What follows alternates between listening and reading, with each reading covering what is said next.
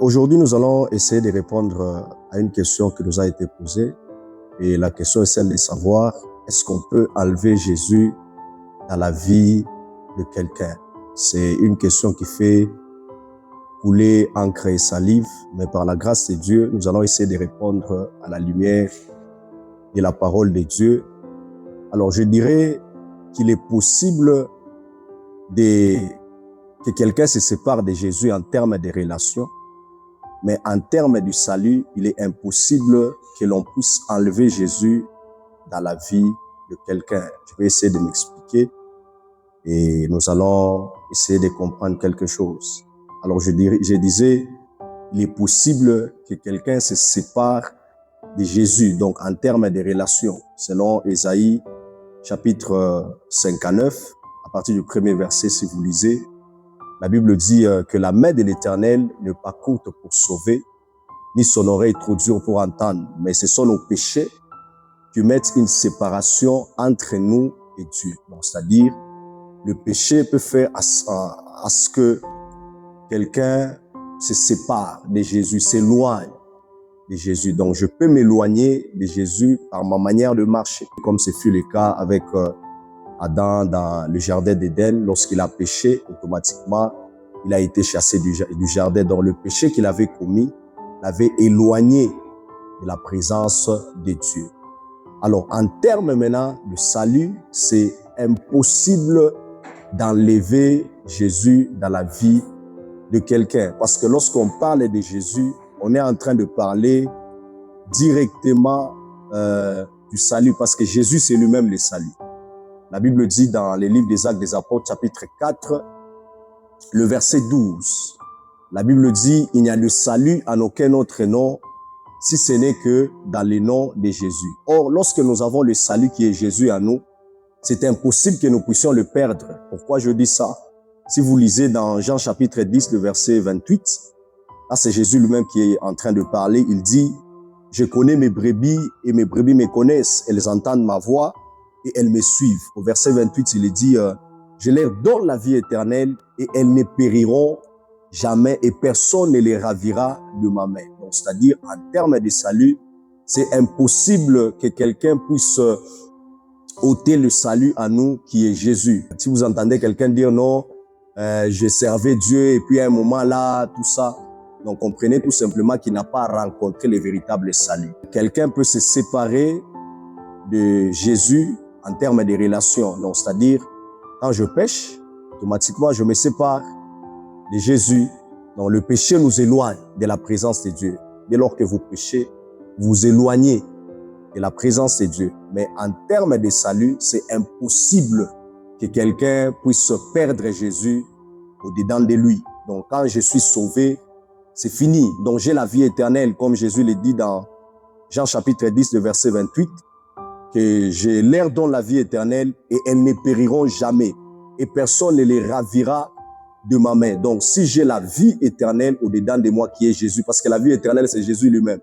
Donc, quand j'ai cette vie éternelle qui est Jésus, personne ne peut me l'ôter ou personne ne peut ravir cette vie éternelle au-dedans de moi. La vie éternelle, on l'a, c'est pour toute la vie. Donc, Jésus est en moi, je marche avec lui, j'ai l'assurance qu'il est à moi, même le diable, que ce soit les épreuves de la vie, que ce soit les circonstances, la modernisation, la technologie, personne ne peut enlever Jésus. Donc, même toi qui es en train de m'écouter, personne ne peut enlever Jésus au-dedans de toi. Jésus, c'est la vie éternelle. Il peut arriver que tu peux trébucher dans ta marche chrétienne avec Dieu, tu peux commettre des erreurs, mais cette vie éternelle qui est Jésus au-dedans de toi, le diable ne peut pas enlever cela en toi. C'est pourquoi si vous lisez dans Matthieu chapitre 24, lorsque Jésus était en train de donner les signes du temps de la fin, il dit au temps de la fin, il y aura des faux prophètes, ils séduiront beaucoup de gens. Donc, c'est-à-dire, ils feront beaucoup de miracles, des signes et prodiges. Mais si cela était possible, ils séduiront même les élus. Donc, c'est-à-dire, il n'est pas possible qu'un élu soit séduit. Donc, c'est-à-dire, quand je suis un élu, c'est quelqu'un que Jésus lui-même a choisi. Donc, c'est-à-dire une personne qui a rencontré le salut véritable. C'est là qu'on appelle un élu.